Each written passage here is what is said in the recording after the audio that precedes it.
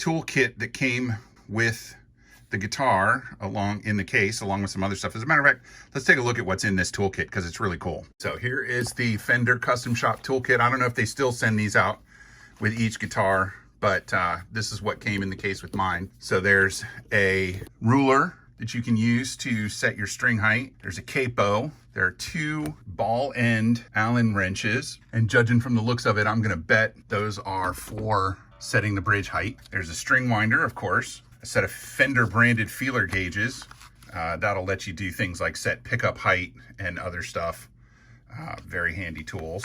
There are 2 different size Allen wrenches that are on screwdriver handles. At least one of them, I'm guessing, is for setting the intonation. I'll figure that out. There is a clipper here to cut your strings so you don't have the messy, untidy looking, oh, they're spring loaded, handy. The untidy looking headstock that seems to be pretty popular with the kids these days. And then there's basically a multi-tool that has a tiny flathead for undoing the set screws on the knobs.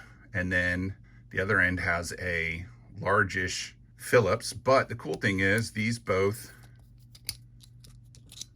pull out and flip over. There's a larger flathead on that end, and there's a nice secure ball bearing to keep it in place. And then the smaller one has a smaller Phillips on the other side. And last but not least, there is another 1/2-inch nut driver that fits into this tool here that you can use to take the nuts off the pots, the jack. So that's cool. This is a good toolkit to have. It's gonna let me do everything that I need to do today, and I'm gonna try and use only this toolkit to do it all. And it all fits into this nice little tool case, which is made by Cruz Tools, which I already know about. Cruz Tools is owned by Touratech USA, and I know them because of their motorcycle tools.